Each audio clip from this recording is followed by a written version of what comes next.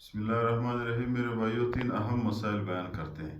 ایک یہ گرمی دانے انسان کے چہرے پہ اور جسم پر آ گئے، اس سے خون نکلتا ہے، پیپ نکلتا ہے، اس کے خون اس کی جسم پہ جب نکل جائے اور کپڑوں کے ساتھ لگ جائے، کپڑوں کا کیا حکم ہے اور غسل کا کیا حکم ہے، وضو کا کیا حکم ہے۔ ایک دوسرا مسوڑوں سے خون نکلتا ہے تو اس سے وضو کا کیا حکم ہے۔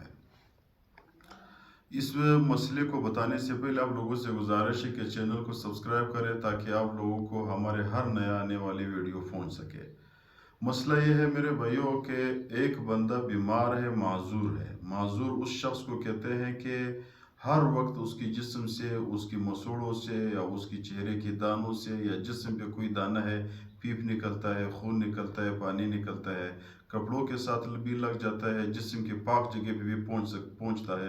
ایک وقت بھی ایسا نہیں ہے پوری 24 گھنٹے میں کہ وہ رک جائے۔ اس شخص کو معذور کہتے ہیں۔ اس شخص کے لیے حکم یہ ہے کہ جو پانی یا جو خون یا جو پیپ اس کی جسم سے یا دانے سے یا زخم سے یا مسوڑوں سے نکلتا ہے، وقت کے ٹائم پہ وہ نماز پڑھ سکتا ہے ایک وضو کے ساتھ۔ وضو بنائے، زور کی نماز کے لیے وضو بنایا، نماز بھی پڑھ سکتا ہے، نوافل بھی ادا کر سکتے ہیں، تلاوت بھی کر سکتا ہے۔ جب دوسرے وقت کا ٹائم آیا نماز کا، مثال عصر کا آیا، تو پھر نیا وضو بنائے، کپڑوں کے ساتھ جو لگائے وہ کپڑے دھو لے۔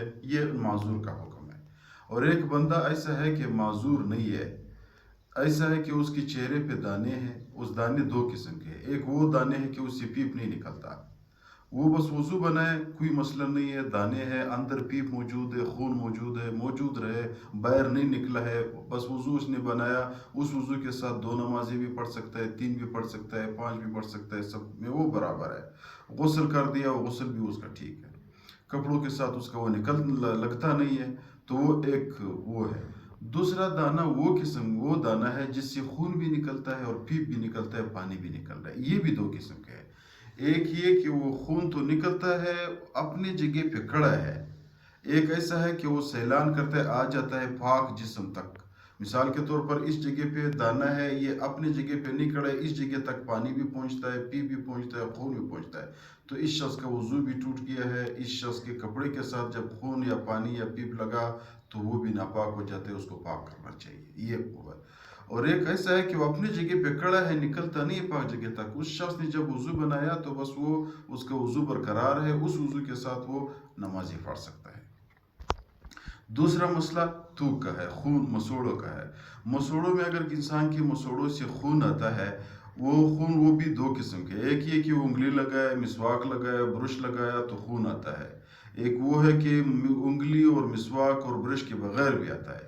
جو انگلی اور مسواک لگاتا ہے خون آتا ہے، اس شخص کو وضو کے دوران خون کے نہ مسواک لگانا چاہیے، نہ برش کرنا چاہیے، نہ انگلی لگانا چاہیے۔ اپنا وضو بنائے اور پھر نماز پڑھے، بعد میں اپنا صفائی کرے۔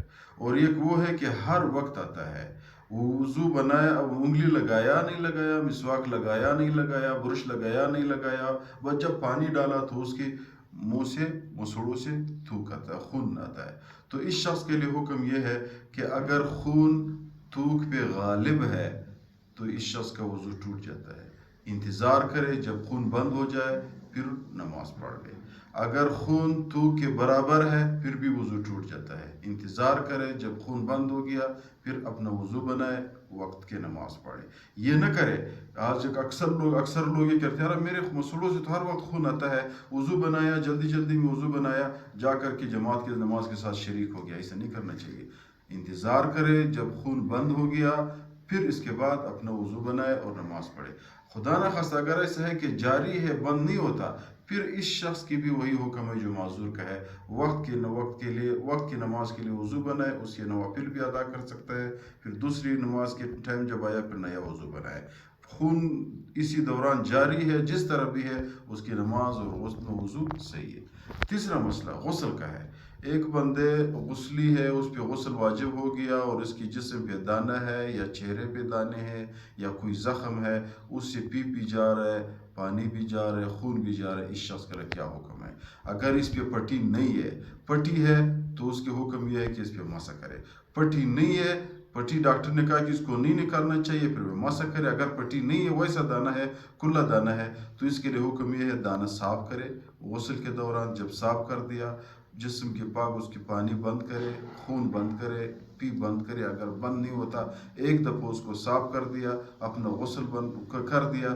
پھر جب اس غسل کے بعد آپ کے خدا نخواستہ پیپ آتا ہے، خون آتا ہے، اس کا کوئی اعتبار نہیں ہے، بس اپنے وہ آپ کے غسل صحیح ہے. اگر خدا نخواستہ ایسا ہے کہ وہ اتنا بڑا زخم ہے کہ ڈاکٹر نے بتایا کہ اس کو پانی نہیں لگانا چاہیے، بندہ بیمار ہے، غسل ہو گیا، تو اس جگہ پہ پانی نہیں لگاؤ. آگے جو اس چاروں طرف جگہ ہے وہ دھو لو، اسی جگہ پہ مسح کر دو، پانی کا چھڑکاو کر دو، پھر بھی آپ کا غسل صحیح ہو جاتا ہے انشاءاللہ.